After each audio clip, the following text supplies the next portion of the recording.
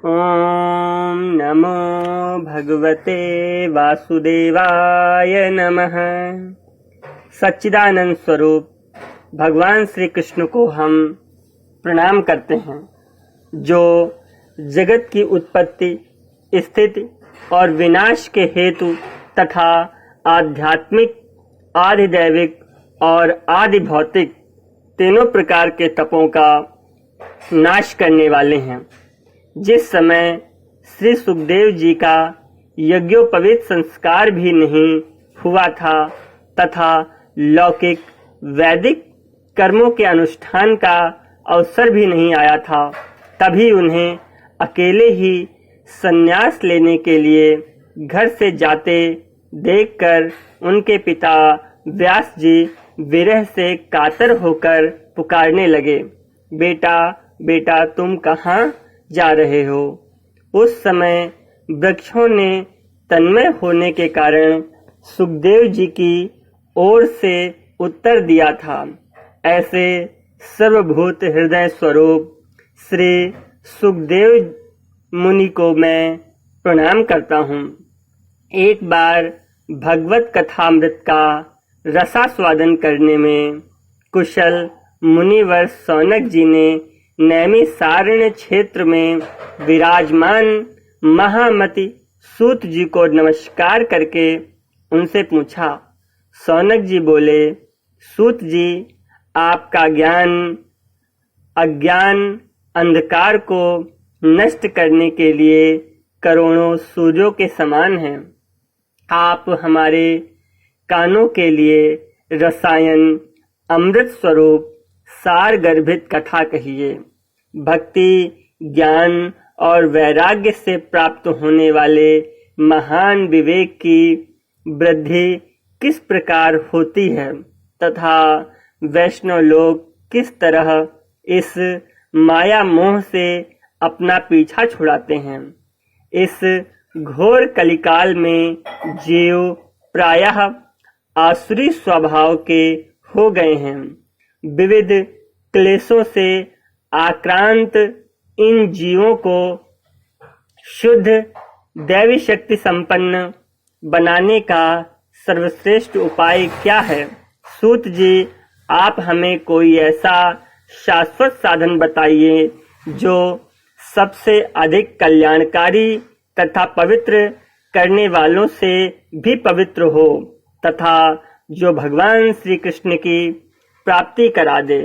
चिंतामणि केवल लौकिक सुख दे सकती है और कल्प वृक्ष अधिक से अधिक स्वर्गीय संपत्ति दे सकता है, परंतु गुरुदेव प्रसन्न होकर भगवान का योग दुर्लभ नित्य बैकुंठ धाम दे देते हैं। सूत जी ने कहा, सौनक जी, तुम्हारे हृदय में भगवान का प्रेम है, इसलिए मैं विचार कर तुम्हें संपूर्ण सिद्धांतों का निष्कर्ष सुनाता हूँ, जो जन्म मृत्यु के भय का नाश कर देता है, जो भक्ति के प्रवाह को बढ़ाता है और भगवान श्री कृष्ण की प्रसन्नता का प्रधान कारण है। मैं तुम्हें वह साधन बतलाता हूँ, उसे सावधान होकर सुनो। श्री सुखदेव जी ने कलयुग में जीवों के काल रूपी सर्प के मुख का ग्रास करने के त्रास का आत्यांतिक नाश करने के लिए श्रीमद् भागवत शास्त्र का प्रवचन किया है। मन की शुद्धि के लिए इससे बढ़कर कोई साधन नहीं है। जब मनुष्य के जन्म जन्मांतर का पुण्य उदय होता है, तभी उसे इस भागवत शास्त्र की प्राप्ति होती है। जब सुखदेव जी राजा परीक्षित को यह कथा सुनाने के लिए सभा में विराजमान हुए, तब देवता लोग उनके पास अमृत का कलश लेकर आए। देवता अपना काम बनाने में बड़े कुशल होते हैं, अतः यहाँ भी सबने सुखदेव मुनि को प्रणाम करके कहा, आप यह अमृत लेकर बदले में हमें कथामृत का दान दीजिए। इस प्रकार परस्पर विनिमय अदला बदली हो जाने पर राजा परीक्षित अमृत का पान करें और हम सब श्रीमद् भागवत रूप अमृत का पान करेंगे। इस संसार में कहाँ कांच और कहाँ महामूल्य मणि तथा कहाँ सुधा और कहाँ कथा। सुखदेव जी ने यह सोचकर उस समय देवताओं की हंसी उड़ा दी। उन्हें भक्ति शून्य कथा का अनधिकारी जानकर कथामृत का दान नहीं किया। इस प्रकार यह श्रीमद् भागवत की कथा देवताओं को भी दुर्लभ है। पूर्व काल में श्रीमद् भागवत के श्रवण से ही राजा परीक्षित की मुक्ति देखकर ब्रह्मा जी को भी बड़ा आश्चर्य हुआ था। उन्होंने सत्यलोक में तराजू बांधकर सब साधनों को तौला। अन्य सभी साधन तौल में हल्के पड़ गए। अपने महत्व के कारण भागवत ही सबसे भारी रहा। यह देखकर सभी ऋषियों को बड़ा विस्मय हुआ। उन्होंने कलयुग में इस भागवत शास्त्र को ही पढ़ने सुनने से तत्काल मोक्ष देने वाला निश्चय किया। सप्ताह विधि से श्रवण करने पर यह निश्चय भक्ति प्रदान करती है। पूर्व काल में इसे दयापरायण सनकादि ने देवऋषि नारद को सुनाया था। यद्यपि देवऋषि ने पहले ब्रह्मा जी के मुख से इसे श्रवण कर लिया था, तथापि सप्ताह श्रवण की विधि तो उन्हें सनकादि ने ही बताई थी। सौनक जी ने पूछा, सांसारिक प्रपंच से मुक्त एवं विचरणशील नारद जी का सनकादि के साथ संयोग कहाँ हुआ और विधि विधान के श्रवण में उनकी प्रीति कैसे हुई। सूत जी ने कहा, अब मैं तुम्हें वह भक्तिपूर्ण कथानक सुनाता हूँ जो श्री सुखदेव जी ने मुझे अपना अनन्य शिष्य जानकर एकांत में सुनाया था। एक दिन विशालापुरी में वह चारों निर्मल ऋषि सत्संग के लिए आए। वहां उन्होंने नारद जी को देखा। सनकादि ने पूछा, ब्राह्मण, आपका मुख उदास क्यों हो रहा है? आप चिंतातुर कैसे हैं? इतनी जल्दी जल्दी आप कहाँ जा रहे हैं और आपका आगमन कहाँ से हो रहा है? इस समय तो आप उस पुरुष के समान व्याकुल जान पड़ते हैं जिसका सारा धन लूट लिया गया हो। आप जैसे अशक्ति रहित पुरुषों के लिए यह उचित नहीं है। इसका कारण बताइए। नारद जी ने कहा, मैं सर्वोत्तम लोक समझकर पृथ्वी में आया था। यहाँ पुष्कर, प्रयाग, काशी, गोदावरी, हरिद्वार, कुरुक्षेत्र, श्रीरंग और सेतुबंध आदि कई तीर्थों में मैं इधर उधर विचरता रहा, किंतु मुझे कहीं भी मन को संतोष देने वाली शांति प्राप्त नहीं हुई। इस समय अधर्म के सहायक कलयुग ने सारी पृथ्वी को पीड़ित कर रखा है। अब यहाँ सत्य, तप, शौच, दया, दान आदि कुछ भी नहीं है। बेचारे जीव केवल अपना पेट पालने में लगे हुए हैं। वे असत्यभाषी, आलसी, मंदबुद्धि, भाग्यहीन, उपद्रवग्रस्त हो गए हैं। जो साधु संत कहे जाते हैं वे पूरे पाखंडी हो गए हैं।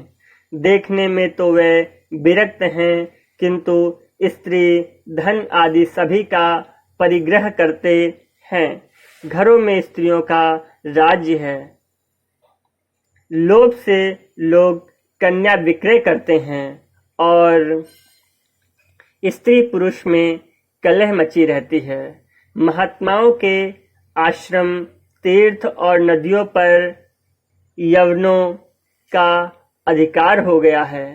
उन दुष्टों ने बहुत से देवालय भी नष्ट कर दिए हैं। इस समय यहाँ ना कोई योगी है, ना सिद्ध है, ना ज्ञानी है और ना सत्कर्म करने वाला ही है। सारे साधन इस समय कलयुग रूपी दावानल से जलकर भस्म हो गए हैं। इस कलयुग में सभी देशवासी बाजार में अन्न बेचने लगे हैं। ब्राह्मण लोग पैसा लेकर वेद पढ़ाते हैं और इस तरह से सभी लोग कुकर्मों में लगे हुए हैं। इस तरह कलयुग के दोष देखता और पृथ्वी पर विचरता हुआ मैं यमुना जी के तट पर पहुंचा, जहां भगवान श्री कृष्ण की अनेकों लीलाएं हो चुकी हैं। मुनिवरों सुनिए, वहां मैंने एक बड़ा आश्चर्य देखा। वहां एक युवती स्त्री खिन्न मन से बैठी थी। उसके पास दो वृद्ध पुरुष अचेत अवस्था में पड़े जोर जोर से सांस ले रहे थे। वह तरुणी उनकी सेवा करती हुई कभी उन्हें चेत कराने का प्रयत्न करती और कभी उनके आगे रोने लगती थी।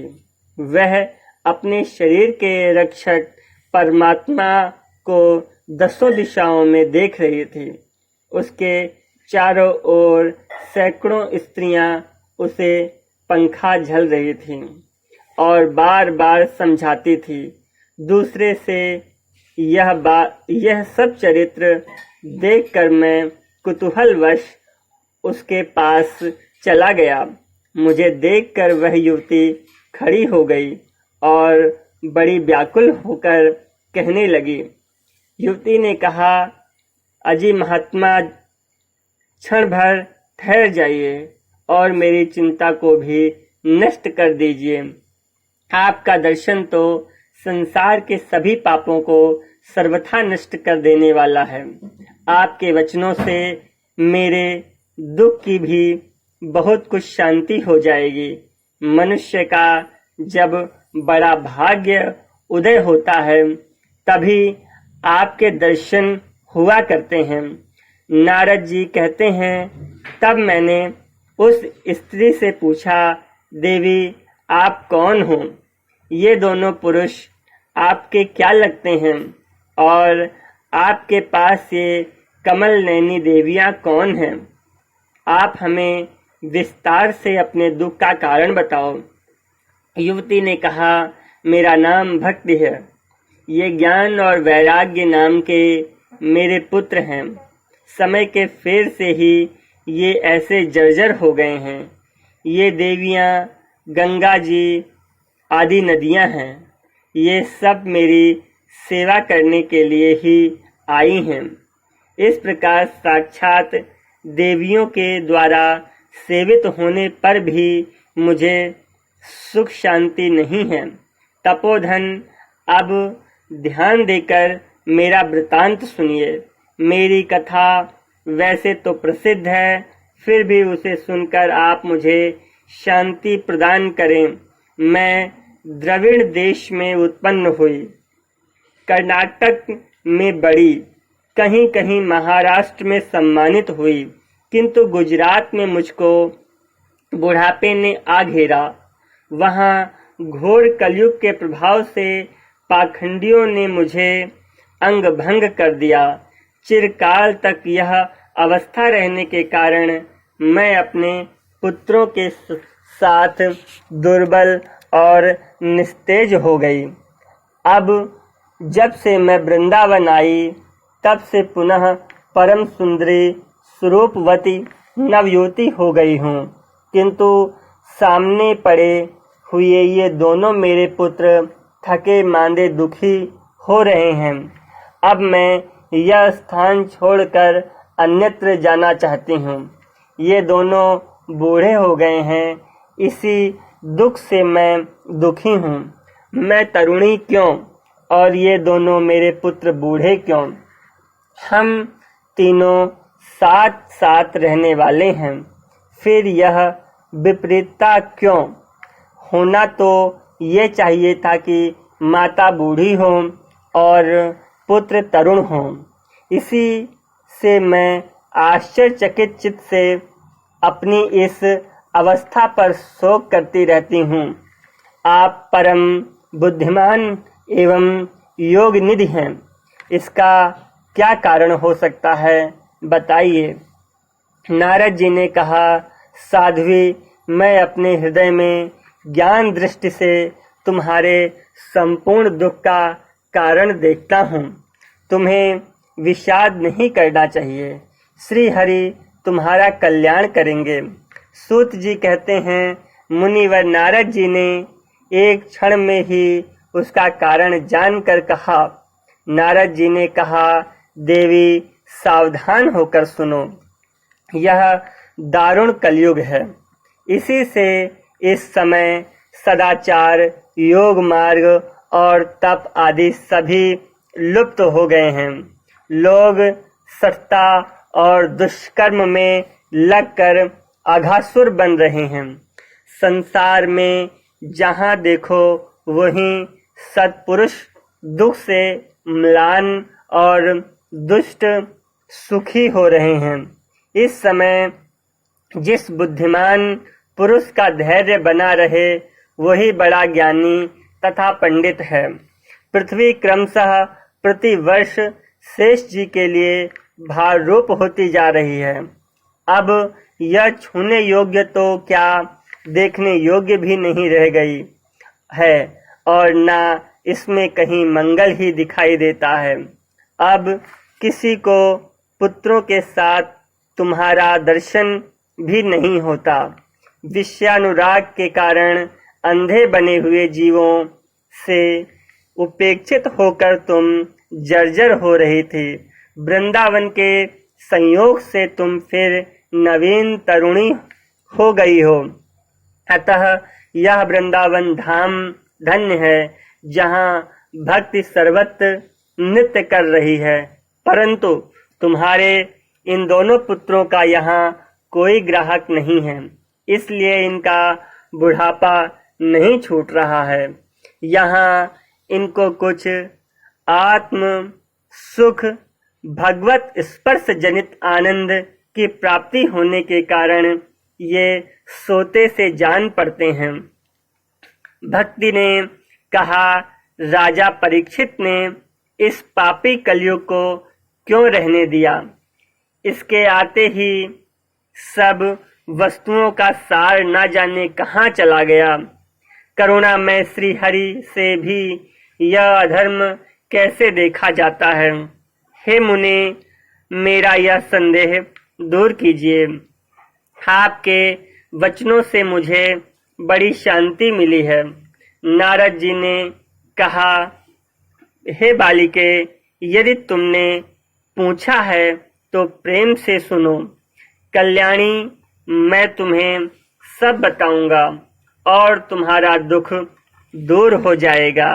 जिस दिन भगवान श्री कृष्ण इस भूलोक को छोड़कर अपने परम धाम को पधारे, उसी दिन से यहाँ संपूर्ण साधनों में बाधा डालने वाला कलयुग आ गया।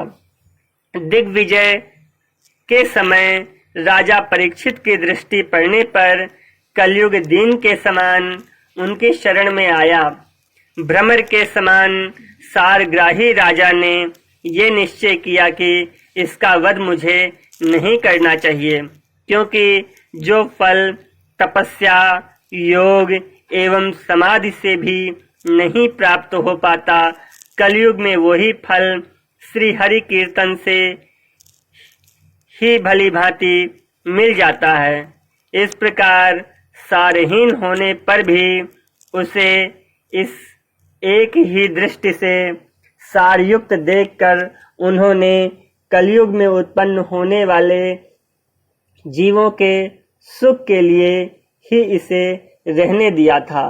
इस समय लोगों के कुकर्म में प्रवृत्त होने के कारण सभी वस्तुओं का सार निकल गया है और पृथ्वी के सारे पदार्थ बीजहीन भूसी के समान हो गए हैं। ब्राह्मण केवल अन्न धनादि लोभवश घर घर एवं जन जन को भागवत की कथा सुनाने लगे हैं। इसलिए कथा का सार चला गया है। तीर्थों में नाना प्रकार के अत्यंत घोर कर्म करने वाले नास्तिक और नारकी पुरुष भी रहने लगे हैं। इसलिए तीर्थों का भी प्रभाव जाता दिखाई पड़ रहा है।